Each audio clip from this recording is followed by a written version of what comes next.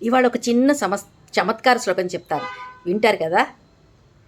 అసారే ఖలు సంసారే సారం శ్వసురమందిరం హిమాలయే హరష్యేతే హరిష్యేతే పయోనిధౌ. అసారమైన ఈ సంసారంలో సారవంతమైనది మామగారి ఇల్లుట, అత్తగారి ఇల్లుట. అందుకేనేమో శివుడేమో పార్వతీదేవి పుట్టినిల్లు అయిన హిమవత్ పర్వతాల్లో ఉంటాడు. మరి విష్ణుమూర్తి ఏమో లక్ష్మీదేవి పుట్టినిల్లైన సముద్రంలో ఉంటాడు. ఈ శ్లోకం భోజ ప్రబంధంలో ఉంది. భోజుడు గారు కవి పండిత పోషకుడు. ఆయన కవిత్వాలంటే చాలా ఇష్టం. ఆయన అక్షరాలు ఇస్తున్నాడని విని ఒక సరస్వతి కుటుంబంగా పేరు పొందింది ఆ కుటుంబం. భోజరాజుని ఆశీర్వచనం పొంది బహుమానం పొందుదామని భోజరాజు కొలువుకి వెళ్తారు. అప్పుడు భోజరాజు ఆ కుటుంబాన్ని చూస్తాడు. తల్లి, తండ్రి, కొడుకు, కోడలు నలుగురు వెళ్తారు ఆయన దగ్గరికి. సరే, నేను మీకు ఒక సమస్య ఇస్తాను, అది చెప్తే అని చెప్పి ఆయన ఈ సమస్య ఇస్తారు.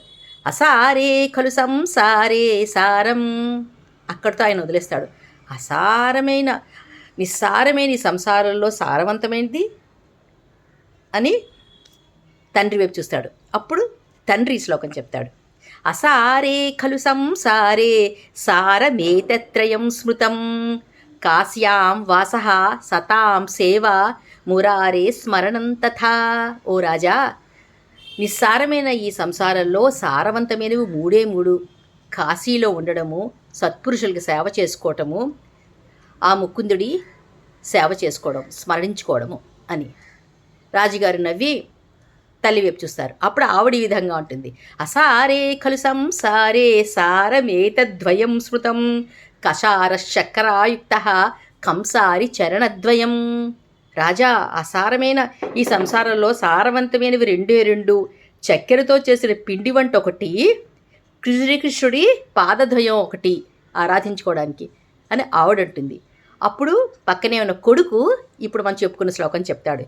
అసారే ఖలు సంసారే సారం శ్వసురమందిరం హరష్యేతే హిమగిరౌ హరిష్యేతే పయోనిధౌ. రాజా, అసారమైన ఈ సంసారంలో సారవంతమైన మామగారి ఇల్లు.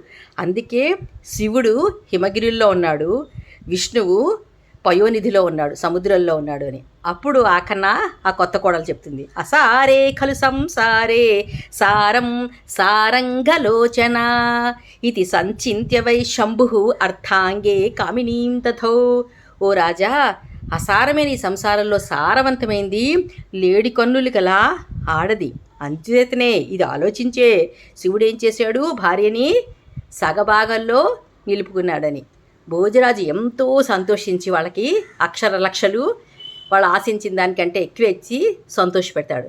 ఆ సంతోషంలో ఆ పెద్దవాడు వెళ్ళిపోతూ పొసమిరుపుగా అంటుంది.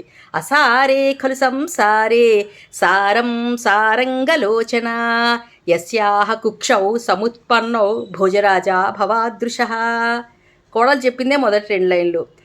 నిస్సారమైన సంసారంలో ఆడదే సారవంతమైనది. ఎవరి కడుపునైతే భోజరాజా నీ వంటి వాళ్ళు పుడతారో అది సారవంతమైనది సుమా అని.